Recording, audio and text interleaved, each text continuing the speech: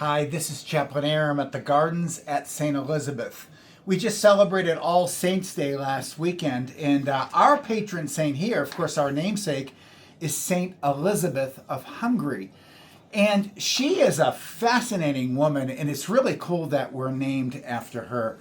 I want to give a little history. She was born in the year 1207 into nobility to Hungarian King Andrew and Queen Gertrude of Morania. You know, in those days, you were pressed into service at a very young age. She was educated, had a lot of responsibilities. But at the age of 6, her mother was murdered. There was a lot of political strife going on. And that murder of her mother, think of it, 6-year-old girl, really impacted her. And she sought peace through prayer with God. She spent hours just in prayer, and it dramatically changed her life. In 1221, several years later, I think she was still a teenager, she was formally married to a man named Ludwig, whom she deeply loved. It was arranged, but he was from nobility, and they bore 3 beautiful children. But she really practiced an austere life, wore simple clothing, and she began to give away all the wealth of the palace that they lived in. And she practiced penance, devoted her life to charity.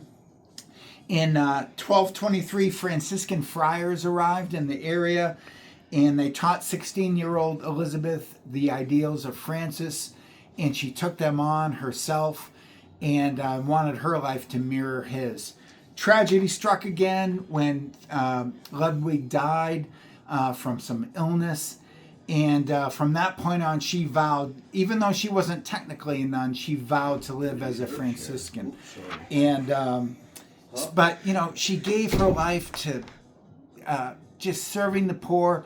She's often pictured holding bread. And so she gave, they say, up to 1,000, she served bread to up to 1,000 poor people every day. And so I could go on and on about her life. She died on November 17th in 1231 and at the age of 24. I mean, this woman, she served the poor. She had a hospital built when she received her dowry. She used it to fund the building of a hospital. I mean, she accomplished more in 24 short years than most people in an entire lifetime.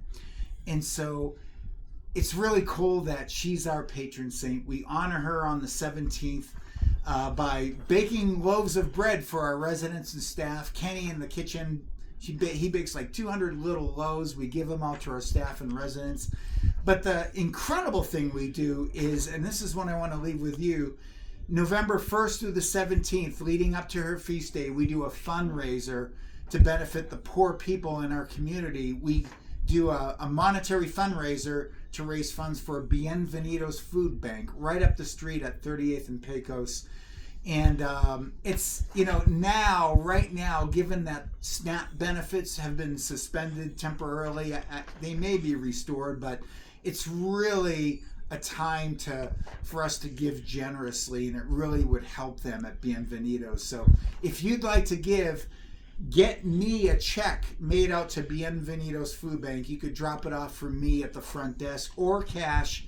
Again, attention Aram, chaplain, and I will make sure it goes into the pot and gets to them.